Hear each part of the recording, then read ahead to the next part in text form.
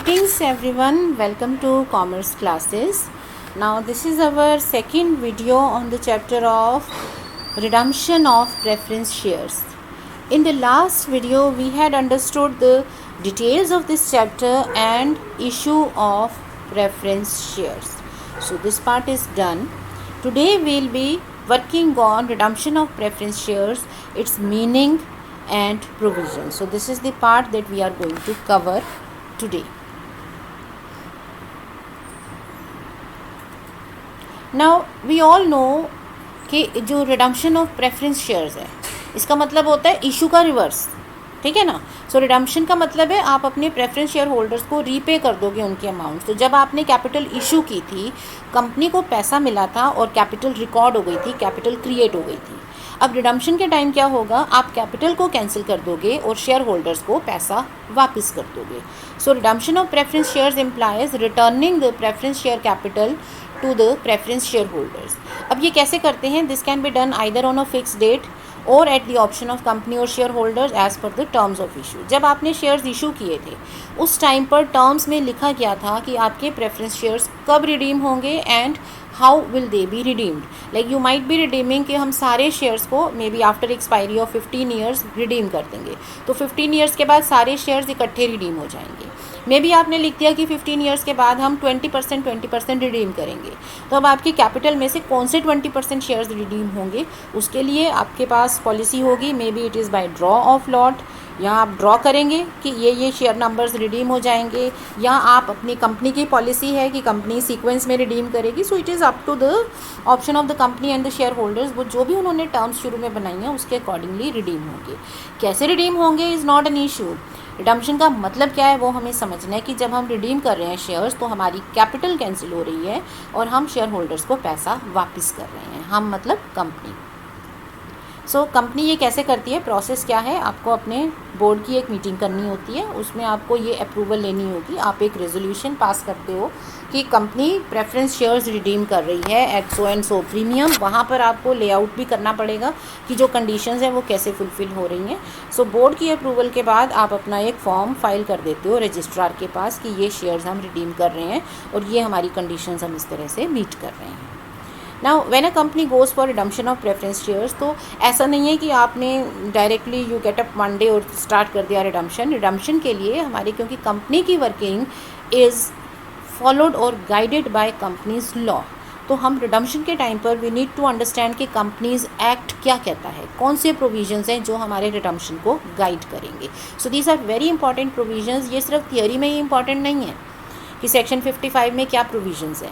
जब आप practical question करोगे वहाँ पर भी आपको ये प्रोविजंस का ध्यान रखना है, बिकॉज अगर आपने कहीं भी कोई प्रोविज़न मिस कर दिया तो आपका क्वेश्चन फिर सही नहीं रहेगा. You have to understand these conditions. इनकी इम्प्लीकेशंस भी समझेंगे, इनकी वर्किंग भी समझेंगे और फिर हम क्वेश्चन करेंगे. So right now I am just making you familiar with the conditions. अभी हम सिर्फ कंडीशंस को एक बार एक बर्ड्स आई व्यू लेते हैं कि कंडीशंस क्या हैं. नंबर 1 है redemption must be authorised by the articles of association. ये एक थियरेटिकल सी कंडीशन है. मतलब आप ये कह सकते हो कि कंपनी के आर्टिकल्स में एक प्रोविज़न होना चाहिए कि आप रिडम्पशन कर सकते हो. सो अगर कंपनी के आर्टिकल्स में ऐसा प्रोविज़न नहीं है तो आप अपने आर्टिकल्स को मॉडिफाई कर लो जो भी उसके रूल्स हैं उनके अकॉर्डिंगली. सो प्रैक्टिकल क्वेश्चन में इस कंडीशन का कोई यूज़ नहीं है क्योंकि हम आर्टिकल्स नहीं देखने वाले हैं. बट हाँ, जब कंपनी अपना रिडम्पशन का प्रोसेस शुरू करती है तो वहाँ उसको ये ध्यान रखना होता है. Now next is no such shares can be redeemed unless they are fully paid. इसका मतलब आपका रिडम्पशन कौन से शेयर्स का होगा, redemption is possible only for fully paid shares. अगर आपके कुछ शेयर्स पार्टली पेड हैं तो वो रिडीम नहीं कर सकते हो, उन्हें रिडीम नहीं करना है. फुली पेड शेयर्स को ही रिडीम करना है. And in case your shares are partly called, अगर आपके शेयर्स पार्टली कॉल्ड हैं तो आप क्या करेंगे, आप फाइनल कॉल मंगा लो. You make the final call due and receive the same. अगर आपने फाइनल कॉल कर ली और आपके पास पैसा आ गया, आपके शेयर्स फुली पेड हो गए, now you can go for redemption. मतलब मान लो अगर आपकी कंपनी के पास है 10,000 शेयर्स ऑफ से 100 रुपीज़ ईच, 80 कॉल्ड, ठीक है. सो ये हो गया आपकी 8 लाख की capital. So if your company wants to go for redemption तो प्रेजेंटली तो वो ये रिडीम कर ही नहीं सकती. व्हाट विल यू डू, आप 20 रुपीज़ की फ़ाइनल कॉल मंगाओ. Now when you make this final call due and you receive it, उसके बाद आपके शेयर्स ये 100 रुपीज़ वाले 10,000 shares of 100 each fully called and paid हो जाएंगे, ठीक है। तो ये हो जाएगा 10 lakh. Now you can go for redemption. Apart from that, अगर आपके शेयर्स पार्टली पेड है, मान लो जब आपने ये कॉल की इसमें से 1000 शेयर्स पर लोगों ने पैसा नहीं दिया, ठीक है। अब आपके शेयर्स कॉल्ड तो हैं फुली, लेकिन कुछ लोगों ने पैसा नहीं दिया। So as per the companies provisions you cannot redeem partly paid shares. तो जब आप रिडम्पशन के लिए जाएंगे तो आपके फुली पेड शेयर्स कितने हैं, क्योंकि 10,000 शेयर्स में से 1000 शेयर्स पर पैसा नहीं मिला, तो आप अपने कैपिटल स्ट्रक्चर को रीड्रॉ करोगे। अब हमारे पास है 9000 shares of 100 each which are fully called and paid, 1000 shares हैं 100 ईच विच आर 80 पेड, ठीक है। तो अगर आपको यहाँ इस स्टेज पर रिडम्पशन करनी है then you will go for redemption of 9000 shares, और ये 1000 शेयर्स आपको एज इट इज़ छोड़ने पड़ेंगे, because we are not allowed to redeem preference shares with the partly paid amounts. So I hope this condition is clear. Now next condition is if preference shares are redeemable at premium. अगर आप अपने preference shares को premium पे redeem कर रहे हो then such premium must be provided for out of the profits of the company or securities premium or out of capital reserve or any kind of free reserves. मतलब जब हम अपने preference shares को premium पे redeem करना चाहते हैं, मान लो आपकी preference capital है 10 लाख की, you are redeeming them at premium of से 10%। इसका मतलब आपको 1 लाख एक्स्ट्रा देना है, 10 लाख आप कैपिटल का पे करेंगे, 1 लाख आपको एक्स्ट्रा प्रीमियम पे करना है, आप 11 लाख पे कर रहे हैं। तो ये जो प्रीमियम ऑन रिडेम्पशन है ये आपके लिए क्या है, इट इज़ अ लॉस। तो जब जिस चीज़ पर ये लॉस हो रहा है, जब वो चीज़ ही ख़त्म हो गई तो हम ये लॉस अपनी बुक्स में कंटिन्यू नहीं कर सकते हैं। So conditions of section 55 says कि इस लॉस को आपको अभी कैंसिल करना पड़ेगा, you need to provide for this loss, otherwise आप प्रीमियम नहीं दे सकते हो। आप ऐसा नहीं कर सकते हो कि प्रेफरेंस शेयर्स को तो प्रीमियम दे दो और ये जो लॉस बच गया ये आप इक्विटी शेयर होल्डर्स को बाद में कहो जी तुम बियर करोगे। ऑल्दो उन्हीं को बियर करना है, लॉस उन्हीं के रिजर्व्स में से जा रहा है, लेकिन it has to be done right now. इसके लिए आप कौन से सोर्सेज यूज़ कर सकते हो, आप सिक्योरिटी प्रीमियम जो आपके पास अवेलेबल है उसको ले लो, अगर वो कम पड़ता है आप कैपिटल प्रॉफिट्स ले लो, बट कैपिटल प्रॉफिट लेते हुए याद रखना कि वही प्रॉफिट्स लेंगे जो कैश में अर्न किए हैं। जैसे when you go for sale of building, अब सेल के टाइम पे हमें पैसा मिलता है तो उस पर जो प्रॉफिट हो रहा है वो आपका प्रॉफिट कैश में अर्न हुआ है। But if you go for से रीवैल्यूएशन ऑफ लैंड, आप अपने लैंड रीवैल्यू करते हो, रीवैल्यूएशन में तो सिर्फ एक बुक एंट्री कर रहे हो ना, उसमें जो प्रॉफिट हो रहा है वो एक बुक एंट्री है, वो कैश में नहीं आया, ठीक है। तो वो प्रॉफिट फिर हम प्रीमियम के लिए यूज़ नहीं करेंगे, हमें वही प्रॉफिट यूज़ करने हैं जो कैश में आते हैं। अपार्ट फ्रॉम दैट आप अपना सरप्लस यूज़ करो। उसके अलावा अभी भी कमी पड़ रही है, आप फ्री रिजर्व्स हैं जैसे जनरल रिजर्व है, डिविडेंड इक्वलाइजेशन फंड है, इन सब को यूज़ करो। So you can use these, लेकिन ये सब आपके पास होने चाहिए टू कैंसिल दिस 1 लाख, उसके बिना आप आगे नहीं बढ़ सकते, ठीक है। So premium has to be provided for, it has to be cancelled. Okay, now next condition है such shares can be redeemed out of 2 sources. देखो जब हम प्रेफरेंस शेयर्स की रिडम्पशन पे जाते हैं, सपोज़ आपके प्रेफरेंस शेयर कैपिटल जो आपको रिडीम करनी है वो है 10 लाख की, प्रीमियम की स्टोरी अलग हो गई, प्रीमियम हमने अलग से प्रोवाइड कर दिया। अब कैपिटल पे आ जाते हैं। जब आप कैपिटल रिडीम करते हो तो इसका मतलब होता है आपकी कैपिटल कैंसिल हो गई, कम हो गई, बट हमारा कंपनीज एक्ट जो है ये हमारे क्रेडिटर्स को, लैंडर्स को गारंटी देता है कि कैपिटल इंटैक्ट रहेगी। तो अब कैपिटल इंटैक्ट कैसे रहेगी, जब आपकी कैपिटल एक तरफ कम हो रही है then we need to increase capital at some other point, आपको इसके पैरेलल साथ के साथ कुछ कैपिटल बढ़ानी पड़ेगी। सो जो कैपिटल की रिडक्शन है इसको मैच करने के लिए we need to have equivalent increase in the capital. So इसे हम कहते हैं सोर्सेज ऑफ रिडम्पशन। जो कैपिटल रिडीम हो रही है उसके 2 सोर्सेज हमें प्रोवाइड किए हैं। नंबर 1 है out of proceeds of fresh issue, मतलब आप इसके बदले में नई कैपिटल इशू कर दो, आप इसी टाइम फ्रेश इशू के लिए चले जाओ।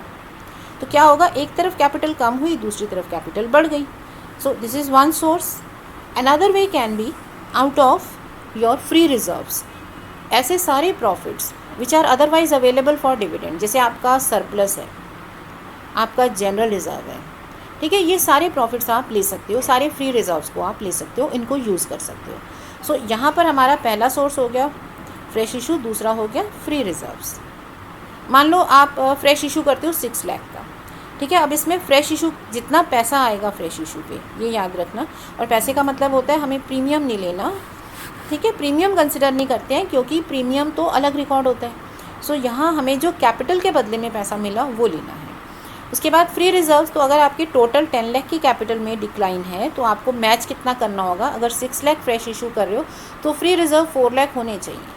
अब ये चीज़ें कंपनी पहले ही डिसाइड कर लेती है, ये बोर्ड की जो मीटिंग की जाती है प्रोसेस ऑफ रिडम्पशन में, उसी में ये सब फाइनल होता है कि क्या सोर्सेज होंगे, कैसे करेंगे। तो ऐसा नहीं है कि हवा में एक दिन रिडम्पशन शुरू कर दिया, ये सब प्री डिसाइडेड होता है एंड वी नो कि ये मैच करने चाहिए if they are reading these conditions properly. तो आपके फ्री रिजर्व जो हैं वो आप यूज़ कर सकते हो। बट वन में से कि हमने फ्री रिजर्व, ठीक है, हमारे पास सरप्लस था 4 लाख का, वो यूज़ कर लिया, लेकिन इसमें कैपिटल कहाँ बढ़ रही है, यहाँ कहाँ कैपिटल बढ़ी, ये तो कैपिटल इशू हो गई, तो 10 के बदले में 6 की कैपिटल आई, ये कहाँ कैपिटल आ रही है। सो वो आगे एक्सप्लेन क्या किया है कि ये जो फ्री रिजर्व्स हैं, अब आप इनको यूज़ जब करोगे तो these will no longer be free. ये पैसा आपको इन रिजर्व्स में से निकाल कर एक नए अकाउंट में डालना है which is called capital redemption reserve, ठीक है। तो आपका जनरल रिजर्व यूज़ हुआ, आपका सरप्लस यूज़ हुआ, आपका डिविडेंड इक्वलाइजेशन फंड यूज़ हुआ, इन सबको आपने CRR में डाल देना है। अगेन CRR में अगर हम डाल भी दें, कैपिटल रिडम्पशन रिजर्व में डाल भी दें, तो कैपिटल कहाँ बढ़ी, वो इस तरह बढ़ती है कि हमारा companies act has given that CRR can only be used for the purpose of issue of fully paid bonus shares. आप CRR को सिर्फ और सिर्फ फुली पेड बोनस शेयर्स में कन्वर्ट कर सकते हो, इसका और कोई यूज़ नहीं है। इसके अगेंस्ट कोई लॉस मैच नहीं करोगे, कुछ एडजस्ट नहीं करना है। जब भी इसे यूज़ करना है, इसको आपने फुली पेड बोनस शेयर्स में कन्वर्ट करना है और उसके शेयर्स आप शेयर होल्डर्स में बांट दोगे। तो प्रैक्टिकली ये जो हमने रिज़र्व यूज़ किया, जिसे हमने CRR में ट्रांसफ़र कर दिया, ये हमारा it is as good as capital, क्योंकि अगर आप इसे रखे भी रखते हो तो ये कैपिटल की तरह ही है। आप इसको जब भी यूज़ करोगे, आप इसको शेयर कैपिटल में ही कन्वर्ट करोगे और एज अ बोनस अपने शेयर होल्डर्स को दोगे। सो प्रैक्टिकली क्या हो गया कि हमारा 6 लाख का फ्रेश इशू हो गया और 4 लाख जो आज हमने सेपरेट किया है वो आज या कल हमारी शेयर कैपिटल में ही कन्वर्ट होना है। सो इन अ वे जो रिडक्शन ऑफ कैपिटल है वो हमारी मैच हो जाएगी इंक्रीज़ इन कैपिटल से। सो इन दोनों सोर्सेज से कैपिटल बढ़ती है। सो वील हैव टू सी हमारे प्रैक्टिकल क्वेश्चन में 10 लाख के बदले में ये आएगा। Another point which is very important is, जब हम प्रोसीड्स ऑफ फ्रेश इशू लेते हैं तो ये फ्रेश इशू ऑफ शेयर्स होना चाहिए। Now category of shares is not specified, तो आप इक्विटी भी ले सकते हो, प्रेफरेंस भी ले सकते हो, लेकिन शेयर के बदले में शेयर आने चाहिए। सो ऐसा नहीं होना चाहिए कि डिबेंचर्स इशू कर दिए तो हमारी कंडीशन मीट हो गई। कंडीशन ने जब शेयर कैपिटल लिखा है तो शेयर कैपिटल ही लिखा है, उसी को ही लेना होगा। कंडीशन सेज कि रिज़र्व को यूज़ करो तो रिज़र्व होना भी चाहिए, ठीक है ना, रिज़र्व होगा तो उसे यूज़ करोगे, सरप्लस होना चाहिए यूज़ करने के लिए, अदरवाइज़ वो सोर्स यूज़ नहीं कर सकते हो। सो नेक्स्ट 2 कंडीशंस वही हैं जो मैंने आपको यहाँ बताई हैं कि जितना फ्री रिज़र्व होगा we'll have to put it in CRR account. तो आप क्या करोगे, when your shares are redeemed out of profits, जब आप अपने प्रॉफिट से यूज़ करते हो तो sum equal to the nominal value of capital being redeemed must be transfer to capital redemption reserve account. जैसे 10 लाख में से अगर 6 लाख का फ्रेश इशू कर दिया, इसका मतलब 4 लाख का रिडम्पशन हम फ्री रिजर्व में से कर रहे हैं, तो उतना हम CRR अकाउंट में डाल देंगे। और finally CRR can be used for the issue of fully paid bonus share. So technically हमारे जो कैपिटल इंटैक्ट है उसकी कंडीशन मीट हो जाती है कि कैपिटल एक तरफ कम हुई, दूसरी तरफ इंक्रीज हो गई, right. So let us see whether we have understood these conditions or not. So let us take up these questions one by one. तो आप pause करके ये transactions को समझ सकते हो and then you can make up your mind कि ये condition complete हो रही है या नहीं हो रही है। अगर आपकी condition complete नहीं हो रही है तो you can give the comment accordingly. और फिर आप वीडियो स्टार्ट करो और चेक कर लो whether you have understood it or not. पहला है ABC limited decided to redeem 12% preference capital of 2 lakh by issue of 12% debentures of equal amount. हाँ जी, तो आपके 12% प्रेफरेंस कैपिटल है 2 लाख की, उसके बदले में आप इशू कर रहे हो debentures. So is it right, do we meet the conditions? No, क्योंकि कंडीशन कहती है कैपिटल के बदले में कैपिटल चाहिए। तो आप जो डिबेंचर्स इशू कर रहे हो इससे पैसा तो मिल जाएगा, आप मनी तो यूज़ कर लोगे डिबेंचर प्रेफरेंस कैपिटल को रिडीम करने में, लेकिन जो कैपिटल इंटैक्ट होनी चाहिए उसकी कंडीशन मीट नहीं होगी। So if the company is not issuing capital तो कंपनी को CRR में ट्रांसफ़र करना पड़ेगा। आपके क्वेश्चन में भी अगर कुछ कहा गया है तो you will have to understand the condition. अगर कंडीशन मीट नहीं हो रही है तो अपने आप से आपको CRR बनाना पड़ेगा। सो यहाँ हमें कमेंट क्या देना होगा, that company is not right, company is not correct in doing so, we cannot issue debentures against reduction in capital, so the company needs to create sources out of CRR। और अगर company सिर्फ ऐसे ही redemption शुरू करती है तो in that case it will be subject to penalties from company law board. Company law board ऐसा board है जो ये चेक करता है कि company act, company law follow हो रहा है कि नहीं हो रहा। तो अगर कोई भी कंपनी उसके अगेंस्ट काम करती है उन पर पेनल्टी लगाई जाती है, तो ये कंपनी को भी पेनल्टी लगेगी। नेक्स्ट है, Ravi limited decided to redeem 4010% preference capital of 100 by issue of 2012% preference shares of 100 each at 25% premium and transfer of balance of 1,50,000 to CRR। ठीक है, तो आपकी कैपिटल में जो रिडक्शन है, कमी हो रही है, वो हो रही है 4000 shares of 100 each, that is 4 lakh rupees. इसके अगेंस्ट आप क्या कर रहे हो, आप इशू कर रहे हो 12% प्रेफरेंस कैपिटल। अब आप कैपिटल कितनी ले रहे हो, कैपिटल के बदले में आपको 2 लाख मिल रहे हैं और सिक्योरिटी प्रीमियम आपको 25% मतलब 50,000 मिल रहा है। ठीक है ना, 25% प्रीमियम पे दिया एंड दे आर सेइंग कि CRR में ट्रांसफ़र कर दो जनरल रिजर्व में से 1,50,000। सो अपेरेंटली लग रहा है कि ये 4 लाख की कैपिटल कम हुई, यहाँ भी 4 लाख डाल दिया तो ठीक है। ये now consider it again, is it right? CRR में transfer 1,50,000, share capital 2 lakh, security premium तो इसका पार्ट नहीं है ना। Security premium is not a part of capital, क्योंकि सिक्योरिटी प्रीमियम एक अलग अकाउंट में लिखा जाता है, उसके कुछ स्पेसिफाइड यूजेस हैं। So we cannot equate securities premium with the capital. So capital के बदले में, कैपिटल में कितना पैसा आया आपको, कैपिटल के बदले में कैपिटल 2 लाख मिली है, तो इसलिए आप इसी को कंसिडर करोगे। इनफैक्ट अगर मान लो आपने शेयर्स डिस्काउंट पे इशू किए होते, सपोज़ आपने 2 लाख के शेयर 10% डिस्काउंट पे इशू किए तो आपको 1,80,000 कैश मिला, तो आपको कैपिटल के बदले में कितनी कैश मिला है, कैश अगेंस्ट कैपिटल 1,80,000। ठीक है, तो बाकी आपको CRR में डालना है, तो आपको कैपिटल के बदले में कैपिटल कितना मिला। So it has 2 things, number 1 capital और नंबर 2 मिली कितनी।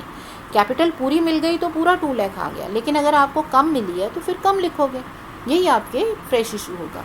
सो यहाँ पर company is not right in transferring 1,50,000 to CRR, company को 2 लाख ट्रांसफ़र करना पड़ेगा क्योंकि पहला सोर्स 2 लाख का है। So you can give this comment कि CRR में ट्रांसफ़र 1,50,000 नहीं 2 लाख का होना चाहिए, because as per the rules हमारे जो सोर्सेज हैं वो कैपिटल मांगते हैं। नेक्स्ट है, Raj Limited decided to redeem 4,010% preference share capital of 100 each to an 80 rupees paid. The board and the shareholders resolved in their meeting that there is no need to call remaining amount and go for redemption. थोड़ा logical भी लगता है, आज आप 20 rupees call करो, ठीक है, then after 2 days आप 100 रुपीज़ रीपे करो, so what is the point. But as per company law provisions, company act के सेक्शन 55 के accordingly redemption of partly paid shares is not allowed.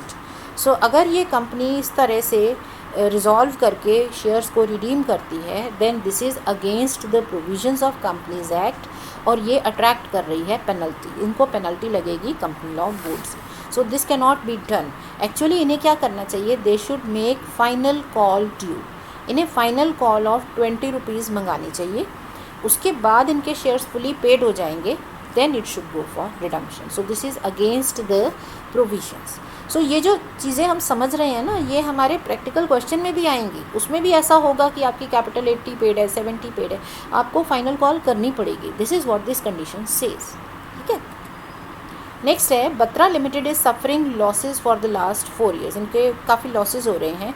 There preference capital is due for redemption, so company decided to redeem 4,010% preference shares of 100 each by issue of, ठीक है, यहाँ लिख लेते हैं 4,000 shares of 100 each, that is 4 lakh का जो redemption हो रहा है, इसके अगेंस्ट वो 12% डिबेंचर्स कह रहे हैं हम इशू कर देंगे 2 लाख के एट 20% प्रीमियम, तो ये प्रीमियम भी आ गया।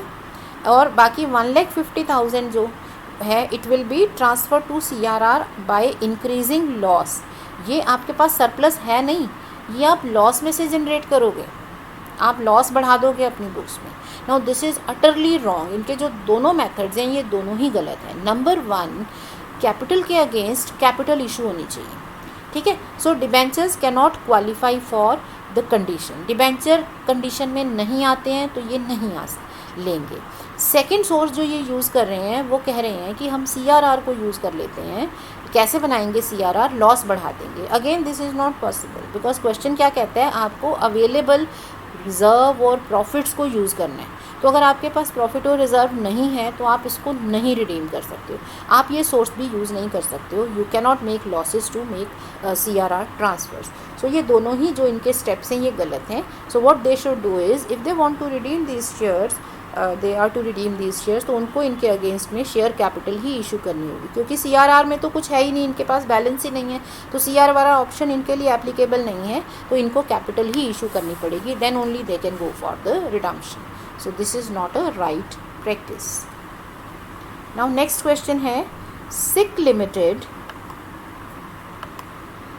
has 20,008% preference shares of 10 each on 1,000 shares final call of 3 rupees is in arrears। so ये आपके arrears पड़े हुए हैं।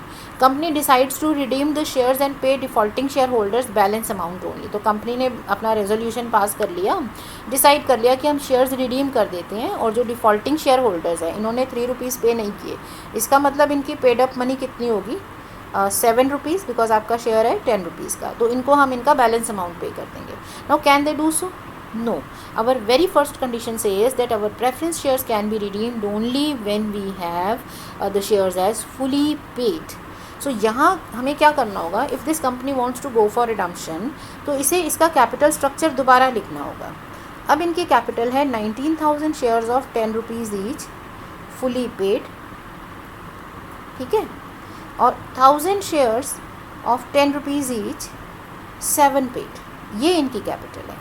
सो if they want to go for redemption, अगर ये आज रिडम्पशन के लिए जाना चाहते हैं, then as per the condition they can only go for redemption of 19,000 shares. So 19,000 shares redeem कर देंगे, 1,000 शेयर्स को इन्हें छोड़ना पड़ेगा, वो एज इट इज़ रहेंगे, ठीक है। Later on company will decide कि क्या करें, हो सकता है ये पैसा मंगा लें, शेयर होल्डर्स को बोल देंगे, वो पे कर देंगे, हो सकता है आप फोरफिट कर दो, it is up to you, I mean वो अलग देखा जाएगा, लेकिन रिडम्पशन सिर्फ फुली पेड शेयर्स की होगी। सो ये जो कंपनी ने रेजोल्यूशन पास किया, ये जो डिसीजन लिया है, this is incorrect, this is against the provisions of company law, they can not do so, right. Last, Hari limited decided to redeem 12% preference capital of 2 lakh at 10% premium. तो कितना premium देना होगा, 20,000 का प्रीमियम भी पे करना है bye issue of equity shares of equal amount. तो इन्होंने इक्विटी शेयर्स इशू कर दिए, ठीक है। सो क्योंकि आपकी कैपिटल में रिडक्शन 2 लाख की है, तो आप 2 लाख के इक्विटी शेयर्स इशू कर दोगे। Now company has a balance of 15,000 in securities premium, because companies जो प्रोविजंस है वो ये कहते हैं कि जो प्रीमियम ऑन रिडम्पशन है उसके भी सोर्सेज हमें बनाने हैं। We need to have sources for premium, हम प्रीमियम आगे नहीं ले जा सकते हैं, we need to provide for this, we need to cancel it. So उनके पास 15,000 का बैलेंस है, so they decided to carry the balance of premium on redemption to the next year to be charge against the profits of next year. So can they do so? No, again a big no, you cannot carry forward premium on redemption to next years, you need to provide for this. तो अगर आपके पास ये 20,000 match करने के लिए आपके पास security premium अभी नहीं है, then you make use of capital reserve, you make use of free reserves like general reserve etc. आप अभी अपना सरप्लस यूज़ करो, आप इसे अगले साल पर कंटिन्यू कैरी फॉरवर्ड नहीं कर सकते हो। सो this is not right, this is against the provisions. So I hope जो बेसिक प्रोविजंस हैं वो आपको समझ में आ गए हैं।